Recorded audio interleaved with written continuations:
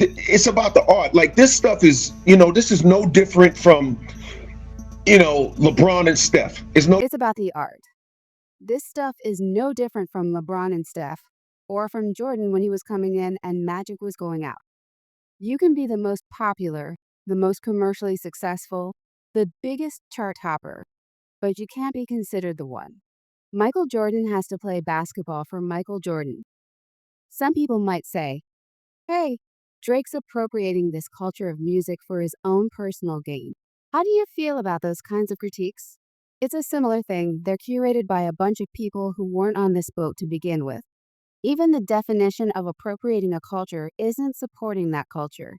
Doing songs with people who are deeply rooted in that culture, and giving opportunities to people who are in that culture.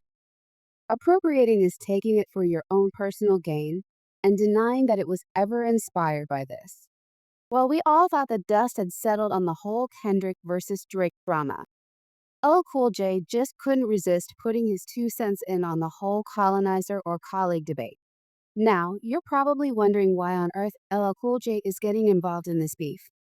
Well, in case you didn't know, LL is the trailblazer who laid down the blueprint for Drake's whole shtick, mixing rap with R&B back in the day. LL was the king of blending heartfelt R&B vibes with hard-hitting rap bars, and he believes he paved the way for Drake's rise to the top. So, what exactly did LL say about Drake's rivalry with Kendrick and the whole culture vulture conversation? Let's break it down. Who's the GOAT right now? Drake or Kendrick? Well, you talking about the battle? Yes. I mean, Kendrick won the battle. Come on. I mean, that's obvious. I mean, that's a no-brainer. How LL made Drake. Back in 1984, LL Cool J was the very first artist to be signed by Def Jam, and his debut single, I Need a Beat, was the track that helped Def Jam score a distribution deal with Columbia. If you thought that was the peak, think again. LL's debut album, Radio, dropped in 1985. And it wasn't just any album, it was the very first project released by Def Jam. LL Cool J didn't just stop at being a music icon, he's the genius who popularized the term GOAT, or greatest of all time in hip hop, with over 13 million records sold, mostly from the pre streaming era. LL solidified his status as a superstar. LL also scooped up numerous awards during his career. In 2017, he made history as the first rapper to ever receive the prestigious Kennedy Center honors. And in 2021, LL was inducted into the Rock and Roll Hall of Fame. Even though LL hasn't dropped any new tracks since 2013, his influence hasn't been forgotten. And many rap icons openly admit they owe a lot to LL. What does LL really stand for? Ladies love Cool James. But while the rap legends have no issue giving props to LL, some of today's artists who are clearly riding his coattails aren't showing him the love he deserves. Let's talk about Drake. There's a solid argument that LL was the original blueprint for Drake's style. In a 2020 interview with Complex, LL opened up about his 1987 hit, I Need Love, one of the first rap songs to go all soft and sensitive. He dished about the backlash he faced when the track dropped, saying there was a lot of friction at the time. Back then, it was really conservative, and if the energy wasn't testosterone like, you wouldn't get a lot of credit. LL told Complex, in hip hop, you only get brownie points for creativity within certain parameters. When you try to go outside of that box, if it's anything that's not considered 1000% straight, you get no credit. LL was then asked to comment on the comparisons between him and Drake, and he quickly dismissed it, saying, we're very different artists because I have a lot of hard records and I'm very diverse. But in that aspect of my career, it paved the way for guys like that. Both LL and Drake have been accused of going soft or selling out because of their women centered songs. But unlike Drake, LL never let those soft comments get under his skin. Instead, he embraced it. When asked in a 2013 interview to comment on I Need Love being a soft song, LL said, it's not soft, it's the truth. Love ain't soft, it's just a part of life. It sounds like Drake should have taken a page from LL Cool J's playbook. But instead of staying true to the image that shot him to stardom, Drake let the critics get to him.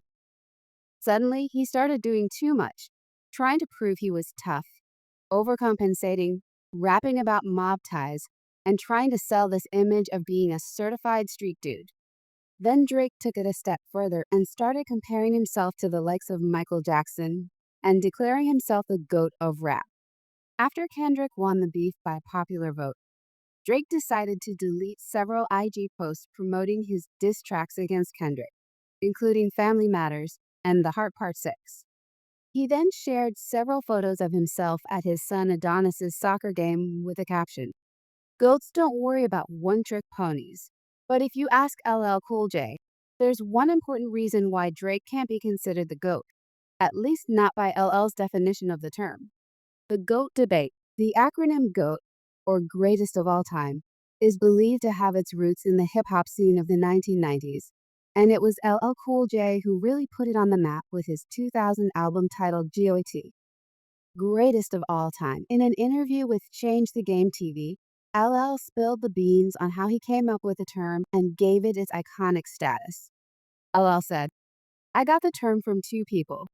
First of all, Muhammad Ali obviously said he was the greatest of all time. So I got it from Muhammad Ali. And then there was a street ball player called Earl Manigault, but they called him the GOAT. So I just decided that I was going to take GOAT and greatest of all time and make an acronym.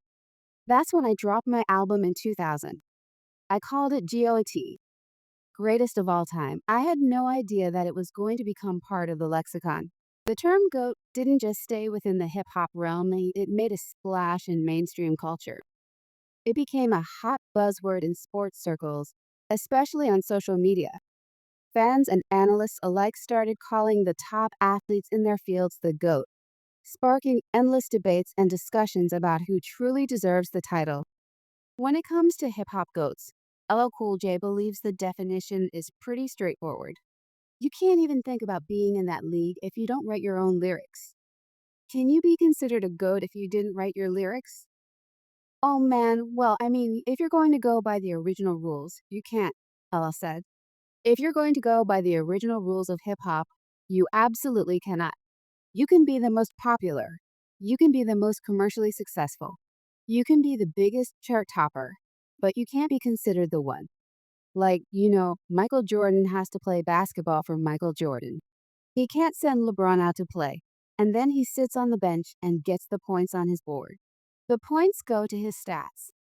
That's the analogy I've been needing right there. So you got to write your own joints. As you probably know, Drake has faced ghostwriting allegations pretty much his whole career. However, what's arguably even worse than using ghostwriters is Drake allegedly stealing flows and bars from other artists like XXXTentacion or Big Draco. I was talking to her at the time and she was like, "Yo, listen to know. Actually, it was my dog Chris." I was on the phone with my dog Chris. He was like, "Yo, you got to listen to this." Exactly what he said. You got to listen to this. So he plays it. I hear it. As soon as it started, I knew what he was getting at. And the funny thing is, we didn't discover it. The fans,